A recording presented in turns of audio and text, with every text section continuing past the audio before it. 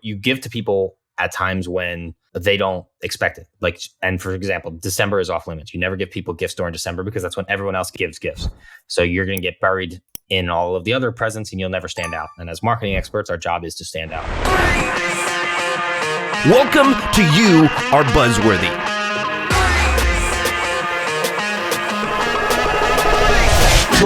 Are you a business owner that gets the majority of your new business from referrals and word of mouth? If you answered yes, you're not alone. A survey done in 2021 showed that 82% of small businesses claim referrals as their main source of new business. This is a good thing, right? Well, not quite. The survey didn't ask how reliable or predictable businesses are getting these referrals. In my experience, referrals come in waves and aren't very predictable. So if you're trying to create predictable growth, how can you rely on unpredictable source for new business? That is, unless there was a system that created predictable flow of referrals. And that's what we're going to talk about today. We're uncovering the secrets to creating a steady stream of referrals with my friend, Steve Buzogany. Steve is a lifetime entrepreneur and the founder and CEO of Appreciation Advocate, a company that uses gift giving to generate more referrals for small businesses. Steve first made his mark in real estate as one of the top 10% agents in the US. He's sold nearly $100 million worth of real estate and has become a master of relationships. Welcome to the show, Steve. Thanks for having me. Excited to be here. I'm super excited to have you here because I'm telling you right now, when I started my business back in 2005, yes, I am that old, I loved referral marketing. I felt like I could build a multi-million dollar business from referrals for sure. And if not, then I compounded it with word of mouth marketing. And I got introduced. Have you ever heard of this thing called Business Network International? Yeah, so I've heard of it once or twice. I actually built my business around referral marketing. And that first 7 figures was actually a culmination of being in multiple chapters with different folks from my business, all working the giver's gain, right?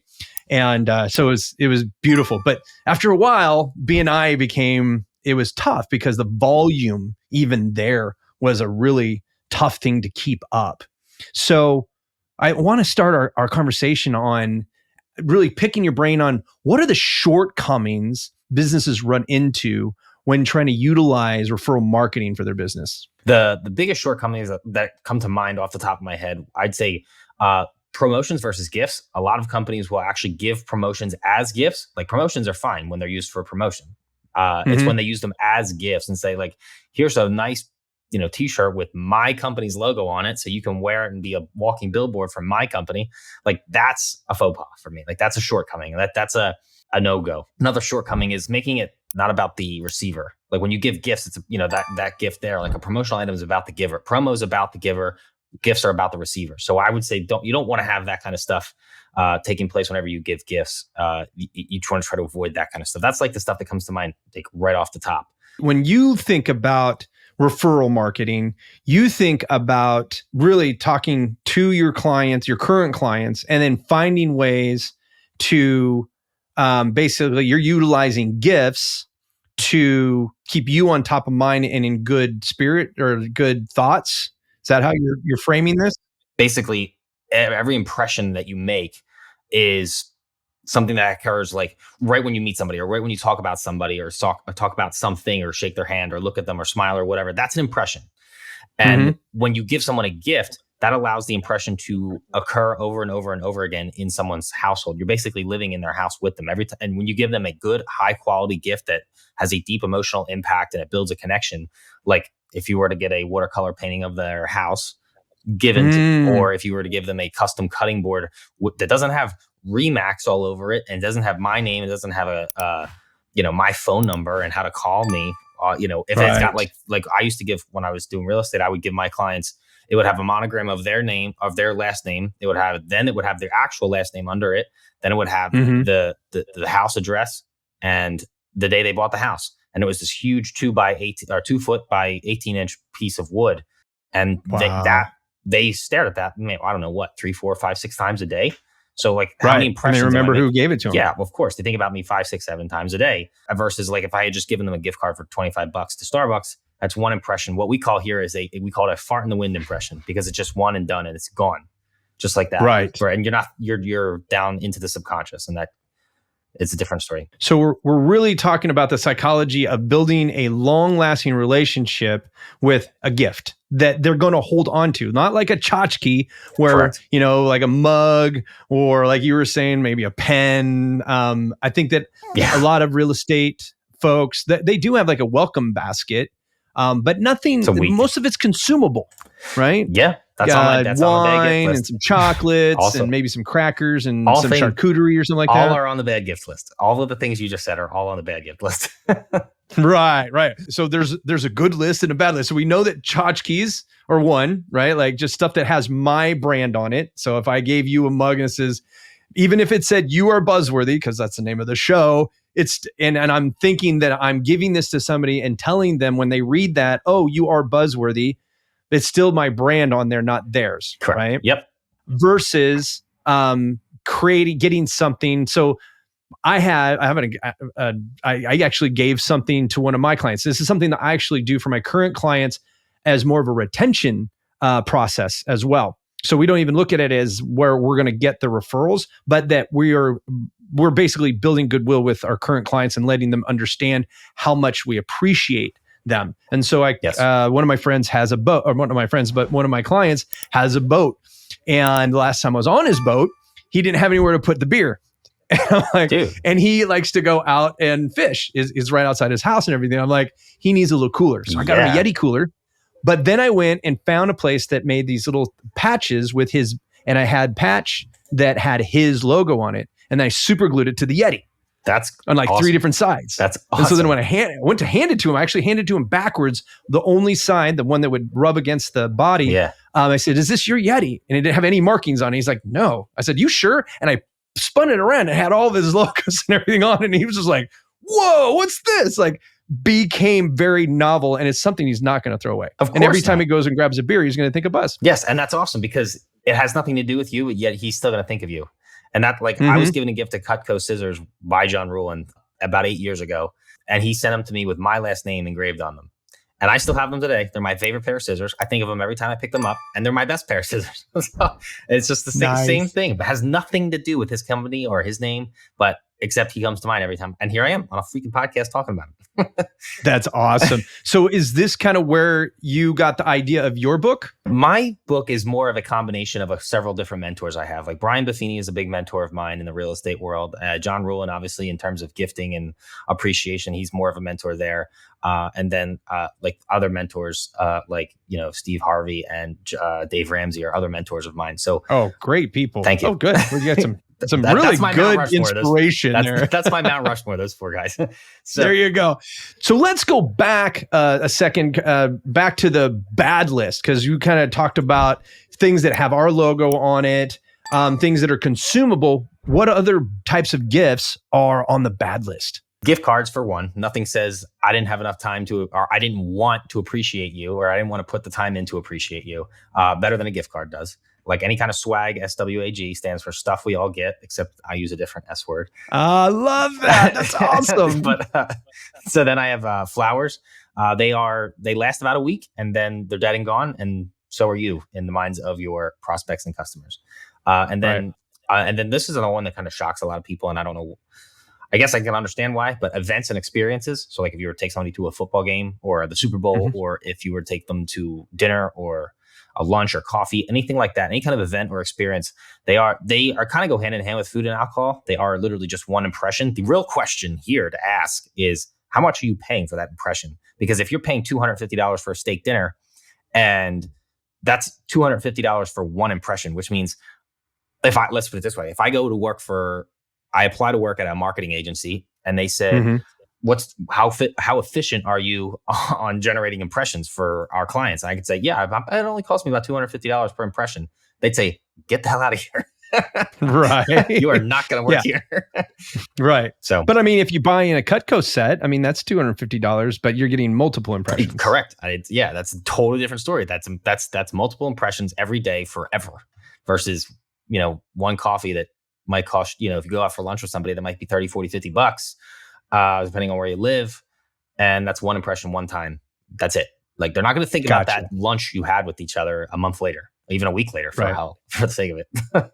We're talking small business. Most of our listeners are small to medium-sized businesses. But like on an enterprise level, though, I almost think like if you took a client on a chartered jet to some exclusive island for some mind-blowing experience. Yeah, dude, I'm telling you. Like, unless it's like, it's not going to last for more than like a week, a month, whatever. After a while, you're going to be subconscious, because I think what's better is to live in the day to day, because that's where people live, in the day to day. We don't live. Life itself is like a heartbeat. It's up and down and up and down and up and down. And obviously, when the up and down stop, that's when life stops. And like, we're not going to be able to stay at the high all the time. But what I'll do is we won't ever go very low, just because we're always right there, because we're so fresh all the time. So like, you're not going to think about that retreat every day, all the time. You'll think about it when you see somebody who went to the retreat with you, or if you see something that reminds you of the retreat. And how often is that going to be? Because we have, I don't know the stat on it, but I don't know how many times are we hit with stimulation every day. How many different things? It's like 3,000 impressions a day. Something crazy like that. Yeah. So you're just going to get lost in it. I know some retreats are freaking phenomenal and life-changing and all that stuff. It's not top of mind all the time. And for the purposes of referral marketing is when you batter someone over and over and over with a message. And you're not doing that with a retreat. A retreat is more like a product or service. It's not meant for the product. It's not the marketing. That's the service. That's the deliverable. You know what I mean? So don't mistake the two. Yeah, no, I get it. I totally get it. I think that makes it's a good distinction between that. So when we're talking about like the gift cards, like I feel like a lot of people use the gift cards because they have a lot of clients, right? Yeah. And so they have to create a system that allows them to produce on a predictable or on a steady basis, right? So it's not something that they have to think about. Usually it's a shortcut, right? It's the lazy way of giving gifts, like you were saying. So when we're talking about, Cutco knives, that's a pretty cool. I mean, a lot of people, but depending on what generation you're in, I don't know if the Gen Zs don't even know what a Cutco is, but for us Gen Xers, you definitely remember familiar Cutco, with it, right? Yes. Right. So there's companies out there that literally strategize on how to systemize this, or is it that you're basically giving a profile to new clients that people have, and then you're doing the research for them? Yeah. So my official title, if I was to give myself a job title, it would be strategic appreciation expert. So basically what I'm going to do is I'm going to create an appreciation plan for your company to use. And then, and basically it's consulting. Like I'm going to say, okay, look, tell me about your customers, tell me about your employees, because both need appreciation, not just one. And probably employees more than even customers, because you don't have the customers without the employees. So basically I'll put together a plan for you and say, okay, tell me about your employees. What are they like? Tell me about your customers. What are they like? Okay. And then here's your plan. Okay. Here's what we should do with your employees and how often we should do them. We should, 2, 3, 4 gifts a year. And here's what the gifts should be. Here's a high, medium, and low. And then we'll go over to your customers, and here's a high expensive item, medium expensive item, and then I talk to you about what's your budget? What are you trying to do? Like, what are you trying to spend on your customers this year overall? So like I used to tell people 5 to 10% of whatever their net value is to you. So if I closed a real estate transaction, they netted me a $10,000 commission. That means I was spending $500 to $1,000 on that client over the course of the next 12 months to say thank you. So I was like, and I mean, 4 gifts a year, you can do pretty good gifts. That's like $125 to $250 per gift. Right. So you could get something nice with that. And that's just the budget. That doesn't mean you have to spend that much. There were so many times where I got clients mind-blowing memorable gifts for $13 or $21 or things like all the time. I'm just saying the budget is $125 to $250. No, I love that. You know what I mean? Now, what about the folks who have low LTV? So lifetime value. You're talking about like sometimes you have to get strategic with that, because like if you have 100 of those people, let's say that you had 100 of new clients come through your door in a month. Does this work on scale? Yeah, it works on scale. So it depends. So what I would do is, again, you could hire a company like me to do this, or you can, we put the plan together and you guys can handle it in house. I mean, what happens is if you have a lower end product or something, what I would do is no matter who it is, every business has a top 20%. And it doesn't and it doesn't mean financially. There's just, maybe you have a top 20% emotionally, like you have a better relationship with this 20% than everybody else. Those are the people that you should be focusing your attention on. Then go with that, because, and that scale might be, when you're focusing on like 20% of the business instead of 80%, that obviously is going to cut down a lot of fluff. It's going to cut down a lot of time spent on the rest of the 80. I would say focus more on emotions first, like the people who have invested in you, like in their hearts and minds more than they have in their wallet. Those are the people you should go for first, because people buy emotionally and justify logically. Then the people who have spent the most, those people get the next attention. Sometimes it's a combination of both. Sometimes many times it's a combination of both, because the people who invested in you the most in their heart they want more of you, so they spend more on you. So you're giving the gift. When we're talking about referral marketing, like, because to me, everything you've said, it kind of goes in line with what I do with my clients, where I give gifts of appreciation. How do you then systemize the act of referral through that process? Is there a short answer to that, or is that? Yeah. So after a while, I mean, and this is something I learned from both John Ruhlin and Brian Buzzogany, as after a while of, after you've loved on someone enough, you do kind of earn the right to ask for a referral. And that's what, and so that's why I would say you just like ask. So like, Brian Buzzogany's, his signature quote that he's known for is, "Oh, by the way, I'm never too busy for your referrals." Like, he says that, but now he says that all the time. For me, when I was working with my clients in real estate, after I had serviced them a several amount of time, maybe we saw 3 or 4 homes, I'd sent them a gift or two, and I've hooked them up with a good mortgage person, or whatever the story is. After I've done a certain amount of things to provide value, I would say, "Hey guys, just so you know, while I've got my head down working for you guys, whenever you get the opportunity, could you tell a family member or friend about me? And don't keep me a secret from family and friends." And they were just like, "Oh, you know what, Steve, that's awesome, no problem." Then you get a referral by the end of the week or something like that. But you do earn the right to ask. When you provide enough value. It's the problem with a lot of small businesses that they face today is they start asking for those referrals right up front without having given them anything. It's all the time. Yeah, it's all the time. It's like, hey, give me a you referral. Sign up for a program, and they're like, "Oh, and we'll even give you a discount if you give us 5 names." Yeah, and it's like, well, you haven't even earned the right to ask that question yet. You haven't provided any value to the one name you got. Instead of, maybe you love on the name you got, and the other 5 will show up, no problem. So how do we get started with incorporating gift giving into our referral marketing? What's a good way for a listener to just, like, in the next week, something they could do on their own that would get them pointed in the right direction? Besides buying your book, of course. Well, sure. Yeah, obviously. So, but what I would do is like, go get the book. It's coming out in July. But so what I would say is, I would focus on find out who has spent the most money with you over the last 12 months. I'd say identify the top 20%. That's the first thing you should do. And then after that, you want to rank them. You want to, your A pluses and your A's should be in that 20%. If they don't fill up 20%, then add a couple B's and C's. Then determine a budget. Like I said, 5 to 10%. Then build a quote unquote random timeline. When I say random timeline, I mean, it's random to them, but it's not random to you. This is something I learned from John Ruhlin in his book, Giftology, is you give to people at times when they don't expect it. Like, and for example, December is off limits. You never give people gifts during December because that's when everyone else gives gifts. So you're going to get buried in all of the other presents and you'll never stand out. And as marketing experts, our job is to stand out. So, and then obviously have a gift list, put a bunch of things together that you like want to do. So for me, whenever in real estate, I had a post-settlement gift list. It was going to be a picture, then it was going to be a cutting board, then it was going to be blah, blah, blah, blah, what all these are. Like, I had a list of things to go to that puts the system in place. However many days after they closed, this is when they got them. And there's this other thing, there's called writing personal notes. Always put a handwritten note whenever you send a gift. That's just a given, no matter what. That always adds a personal message and makes a deeper connection. And then this last thing here I would say is it's called the juice. And I know a lot of people are like, what the hell is that? And I say, like, the juice is like whenever you talk about somebody, whenever people gossip, you're always talking about like all the juicy stuff, all the good information, all the stuff everybody gets real excited to listen to. So when you know your client's juice, like you want to squeeze them for the juice because it's like, what makes them tick? What are their hobbies? What are their kids' names? What are their kids' birthdays? Are they married? How long have they married? What's the anniversary date? What are their hobbies? What do they like to do? What do they hate to do?